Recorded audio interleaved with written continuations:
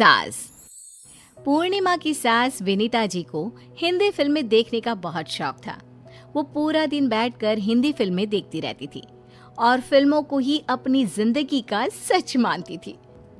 फिल्में देखते देखते विनीता जी को फिल्मों के डायलॉग बोलने की भी अच्छी खासी आदत पड़ गई थी और इसके साथ वो अपनी बहू पूर्णिमा को परेशान करने का कोई भी मौका पीछे नहीं छोड़ती थी। मम्मी जी, वो पंडित जी के लिए मैंने खीर बनाकर किचन में रख दी है, अलग से निकाल कर रखी है, बस 2 मिनट में आती हूँ मैं। अच्छा ठीक है, जाओ तुम अपना काम कर लो। विनीता जी चुपचाप रसोई में जाती है और पंडित जी वाली खीर में बहुत सारी चीनी डालकर बाहर आ जाती है। जब पंडित जी खाना खाने आते हैं, अरे ये क्या बहू रानी, लगता है चीनी का पूरा डिब्बा हमारे ही खीर में डाल दिया है। नहीं नहीं पंडित जी, आपको कोई गलतफहमी हुई है। मैंने तो आपकी कम चीनी वाली खीर अलग से निकाल कर रखी थी और चीनी उसमें बहुत कम डाली थी। अरे बहू, ठीक से याद करो, हो सकता है तुम काम में भूल गई हो। मम्मी जी, मुझे अच्छी तरह याद है। जरूर किसी ने तो गड़बड़ की है खीर में। मैंने तो खीर बिल्कुल ठीक से बनाकर रखी थी। वैसे तो हम पता कर लेते, लेकिन वो क्या है ना, डॉन को पकड़ना मुश्किल ही नहीं नामुमकिन है बहू। क्या मम्मी जी, क्या कहा आपने? अब मेरे कहने का मतलब है कि ये काम जिसने भी किया है उसको पकड़ना बहुत मुश्किल है। मम्मी जी, जो भी हुआ बहुत गलत हुआ। पंडित जी क्या सोच रहे होंगे मेरे बारे में? मैंने कितने प्यार से उनके लिए खाना बनाया था। बड़े बड़े शहरों में ऐसी छोटी छोटी बातें होती रहती है बहू, इतनी भी परवाह नहीं करनी चाहिए। मम्मी जी, आप कैसी बात कर रही हैं? आप भी तो चाहती थी ना कि पंडित जी ठीक से भोजन करके जाए। अब मुझे इस बात की कोई चिंता नहीं, मैं तो जा रही हूँ फिल्म देखने। बहुत अच्छी पिक्चर आ रही है टीवी पर, अमिताभ बच्चन वाली। मैं तो चली। ये मम्मी जी भी ना सारा दिन फिल्में देखती रहती हैं और फिल्मों की तरह ही बातें करती हैं। मेरे घर के काम में तो रत्ती भर की मदद नहीं करती। शाम को पूर्णिमा का पति और उसके ससुर जी दुकान से लौटकर घर आते हैं। अरे बहू बेटा, जरा एक गिलास पानी तो पिला दो। और तुम्हारी मम्मी जी कहाँ है? क्या बताऊं पापा जी, मम्मी जी तो सुबह से मूवी देखने में बिजी है। कह रही थी अमिताभ बच्चन की पिक्चर आ रही है, बस उसी में लगी हुई है। माँ को भी ना हिंदी फिल्में देखने की इतनी आदत है कि बस पूछो मत, सारा दिन फिल्में देखती रहती है।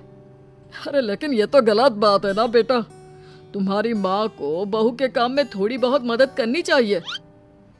इन सब लोगों को ये नहीं पता था कि विनीता जी ने सब लोगों की बात छुप कर सुन ली थी और उन्हें ऐसा लगा कि उनकी बहू ने उनके बेटे और पति से उनकी शिकायत करती थी।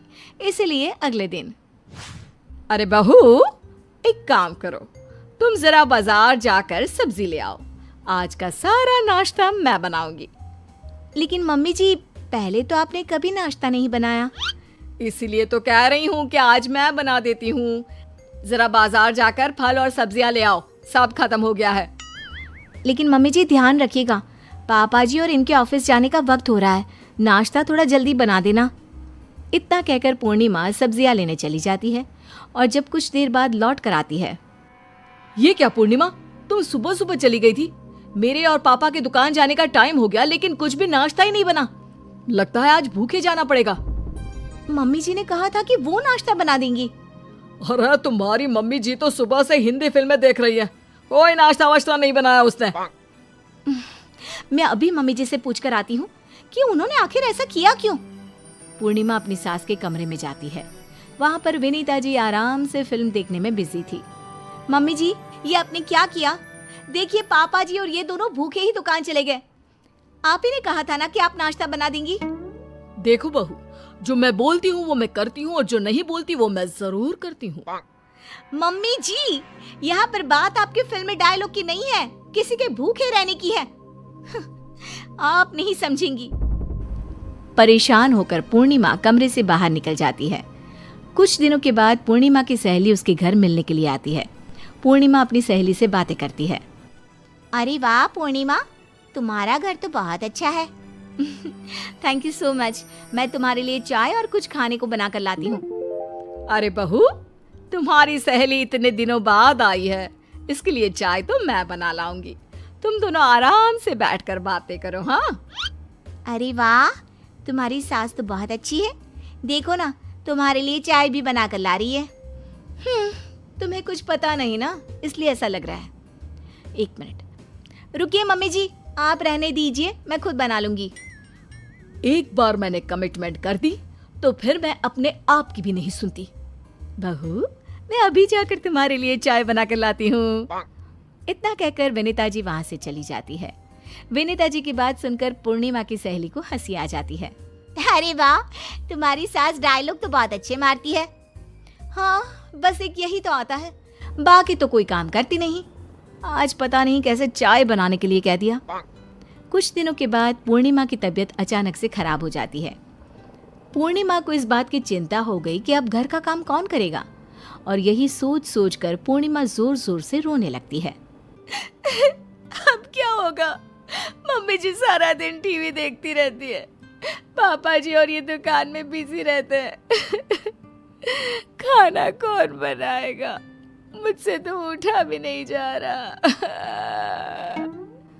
अरे क्यों चिंता करती हो पूर्णिमा, मम्मी सब कुछ कर लेंगी। माना उन्हें टीवी देखने का शौक है, लेकिन ऐसा नहीं है कि वो तुम्हारे बीमार होने पर काम नहीं करेगी। ठीक उसी वक्त विनीता जी वहां पर आ जाती है। ये लो पूर्णिमा, तुम्हारे लिए गर्मा गर्म सूप बनाकर लाई हूँ, और सबके लिए गर्मा गर्म खाना भी लगा दिया है मैंने। किसी को चिंता करने की कोई जरूरत नहीं है। देखा, मम्मी पूर्णिमा ना कब से रोए जा रही थी, घर के काम की चिंता की वजह से। पूर्णिमा बहू, I hate tears. Vinita ji की बात सुनकर पूर्णिमा हंस पड़ती है और घर का माहौल फिर से अच्छा हो जाता है। विनीता जी ने अपने घर को अच्छी तरह संभाल लिया और जल्दी ही पूर्णिमा की तबीयत भी ठीक हो गई। वाली बहू, कहते हैं ना, शादी ब्याह एक लेवल में ही हो तो ठीक रहता है, नहीं तो अरे क्या सारा दिन कमरे में ब्यूटी पार्लर वाली को बुलाकर बैठी रहती है बहू। कभी गलती से किचन में देख ले, टोकरी में कौन सा आलू सड़ रहा है, टमाटर फ्रिज में गल रहा है। अब आलू टमाटर को गलता देखते देखते मेरी स्किन गल रही है माँ जी, वो ना ठीक कराऊं। बाल देख रही हैं आप, झाड़ू हो गए हैं, झाड़ू। हाँ हाँ, तो तेल लगाकर मालिश करना, दही लगा, घर की कितनी सारी चीजें लगा सकती है। ये क्या बालों को केमिकल लगा लगा कर हरा लाल रंग करवा लेती है। ओ सासू माँ, ननद जी के बालों पर भी ये सब किया करो। मेरा तो भूल ही जाओ कि मैं ऐसी लोकल चीजों को अपने ऊपर यूज भी करूंगी कभी। तभी वहाँ ननद आ जाती है। माँ देखो तो, ये टी शर्ट कैसी लग रही है? अरे वाह बेटी, ये रंग तो बड़ा अच्छा लग रहा है तुझ पर। माँ सिर्फ 100 रुपए की है, लग नहीं रही है ना? ओ प्लीज, कहाँ से लाई हो ये 100 रुपए की टी शर्ट? हम लोगों के घर की तो नौकर भी ये ना पहने। तभी वहाँ बहू का पति आ जाता है। राशि, शीतल की तुलना क्या तुम अपने घर के नौकर से कर रही हो?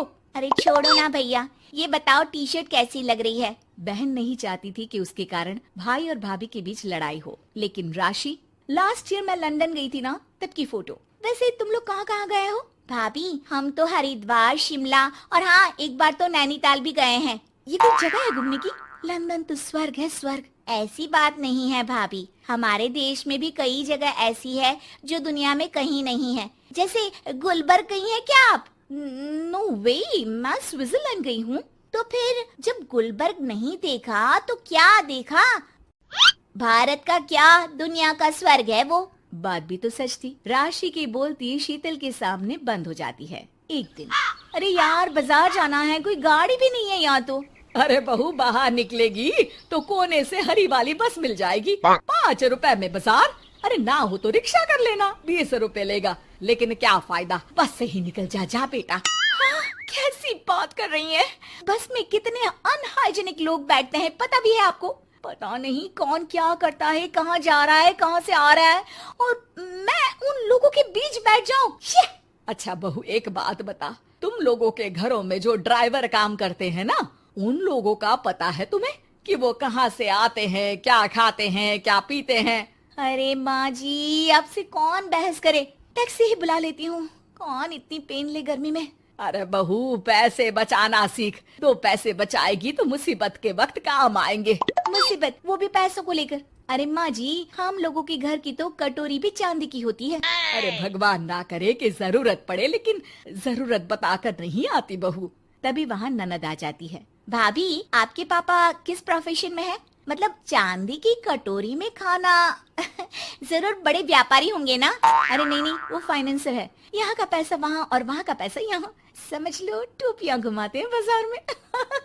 तो सोचो, आपके पापा ने भाई से आपकी शादी क्यों की होगी? वो तो ऐसा नहीं करता, सिंपल सी नौकरी करता है वो तो। वो क्या था कि पापा को आप लोगों का बड़ा मकान और सिंपल सी जिंदगी अच्छी लगी। वो इसलिए भाभी कि हम उतना ही खर्च करते हैं जितना जिंदगी जीने के लिए जरूरी होता है। जैसे आप लोग बड़ी बड़ी कोठी में रहते हो, लेकिन है तो किराए की ना, और हम लोगों का मकान अपना है, जिसे पापा और माँ ने एक एक पैसे जोड़कर बनाया है।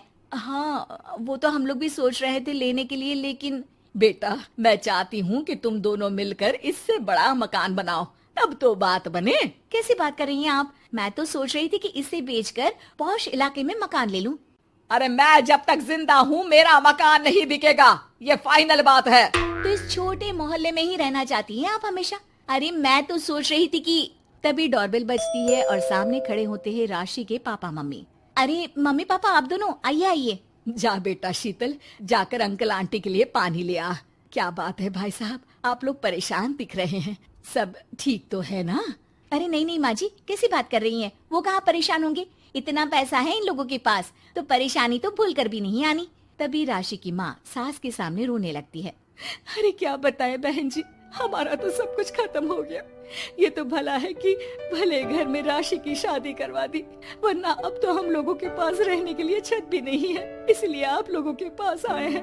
अरे अरे, कैसी बात कर रहे हैं समधन जी, ये घर भी तो आप लोगों का ही है। यहाँ रहिए जितने दिन मन करे, जब ठीक हो जाए सब तो चले जाइएगा। क्या हुआ माँ, आप ऐसा क्यों बोल रही हैं? और भाई और भाभी, वो लोग, आप लोगों का बैंक बैलेंस? अरे किस बैंक बैलेंस की बात कर रही हो बेटी? हम लोगों ने तो कभी चवन्नी भी नहीं बचाई, सिर्फ उड़ाया है। उसमें कैसे बैंक बैलेंस होता?